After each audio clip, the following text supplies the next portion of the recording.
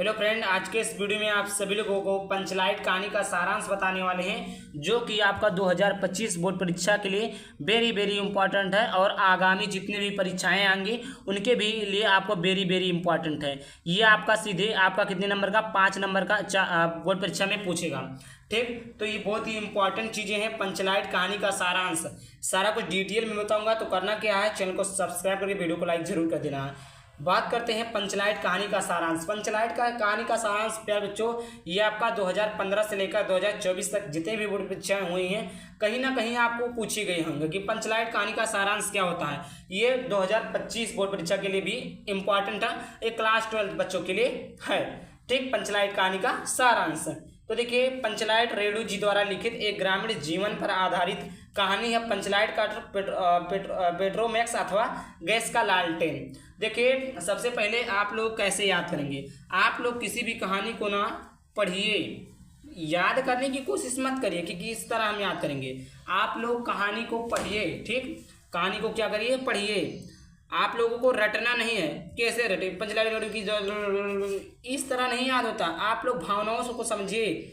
आप लोग जो पढ़िए अपने दिमाग में इमेज बनाइए, तभी आप लोगों को याद होगा, वरना रटने से आप भूल जाएंगे। आप लोग इमेज बनाइए कि आखिरकार कहना क्या चाहता है। जैसे पंचलाइट रेणु जी द्वारा लिखित एक ग्रामीण जीवन पर आधारित कहानी है। पंचलाइट का अर्थ है पेट्रोमैक्स अथवा गैस की लालटेन। देखिए क्या बोल रहा है पंचलाइट। पंचलाइट चीज़ें आपको लिखनी है, यहाँ पर आप करेंगे। उसके बाद किसने लिखा, रेणु जी द्वारा लिखित है। क्या, ग्रामीण जीवन पर आधारित। ग्रामीण में जो गांव के लोग होते हैं, किसान के लोग होते हैं, उनके गांव में आधारित है। ठीक, पंचलाइट का अर्थ है पेट्रोमैक्स अथवा गैस की लालटेन। अब आप लोगों को समझ में आ गया होगा कि अगर आप लोग 16 से 17 साल के होंगे तो आप लोग 8 साल 9 साल 10 साल पीछे जब जाएंगे, 12 साल पीछे जब जाएंगे, तो आप लोग देखे होंगे कि वहाँ पर जब हम लोग पढ़ते थे तो लालटेन जिसको बोलते थे, लालटेन जलाकर आप लोग क्या करते थे, पढ़ते थे।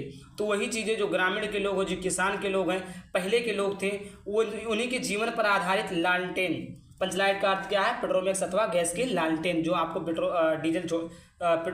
डीजल छोड़ने से चालू होती है, मिट्टी के तेल जिसको बोलते हैं।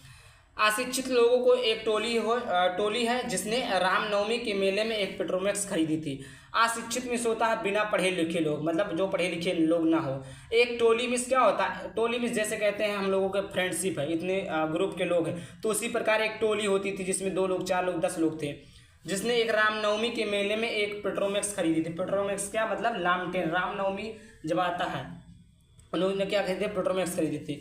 गांव के सभी लोग बहुत प्रसन्न थे, लेकिन समस्या यह थी कि उसे जलाएगा कौन। किसी को पंचलाइट जलाना नहीं आता, तो उनमें से एक ही व्यक्ति देखिए, सबसे पहले गांव के लोग बहुत प्रसन्न थे। गांव के लोग जब कोई चीज़ें आप लोग देखते हैं, गांव में कोई चीज़ें ना हो, मतलब सिटी में कोई चीज़ें ना हो, और कोई गांव का व्यक्ति लेकर आए, तो आप लोग खुश नहीं होंगे, बहुत खुशी होगी कि ये बच्चा लेकर आया है, ये व्यक्ति लेकर आया है, बहुत आप लोग खुशी होंगे। लेकिन जब वहीं पर बात आ जाए कि इसका एक्सपेरिमेंट कौन करेगा, इसको चलाएगा कौन, तो बहुत सारे लोग डर जाते हैं कि कहीं मृत्यु ना हो जाए, कहीं कुछ ना हो जाए, कहीं कुछ चीज़ें ना हो जाए, तो डरते हैं लोग। तो गांव के लोग पसंद तो थे, लेकिन एक समस्या थी कि उस लालटेन को जलाएगा कौन, आखिरकार उसको कौन बारेगा।